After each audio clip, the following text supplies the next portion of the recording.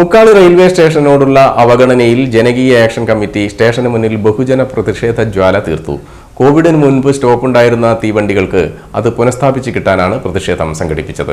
ചേമഞ്ചേരി, വെള്ളറക്കാട്, ഇരിങ്ങൽ എന്നീ റെയിൽവേ സ്റ്റേഷനുകളിലും ഇതേ രീതിയിൽ സമരം നടന്നു. ജനപ്രിയ തീവണ്ടികൾക്ക് വരുമാനം കുറവാണെന്ന് പറഞ്ഞ് റെയിൽവേ സ്റ്റേഷനുകൾ തന്നെ അടച്ചുപൂട്ടാനുള്ള ശ്രമമാണ് നടക്കുന്നതെന്നും ഇത് അംഗീകരിക്കില്ലെന്നും സമരസമിതി അറിയിച്ചു.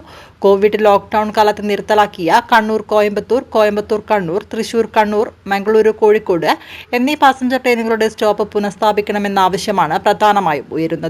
കൂടാതെ മുക്കാളി റെയിൽവേ സ്റ്റേഷന്റെ വികസനവും നടപ്പാക്കണം. റെയിൽവേ അധികൃതരോടും കേന്ദ്ര സർക്കാരിനോടും പല രീതിയിൽ അഭ്യർത്ഥിച്ചിട്ടും മുക്കാളി സ്റ്റേഷൻ അനുകൂലമായ നടപടിയുണ്ടാകുന്നില്ല. തുടർന്ന് ആക്ഷൻ കമ്മിറ്റി പ്രതിഷേധ ജ്വാല തീർത്തത്. മുക്കാളി ടൗണിൽ പ്രതിഷേധ സംഗമം നടത്തി. Action committee chairman Reena Rairoth അധ്യക്ഷത വഹിച്ചു.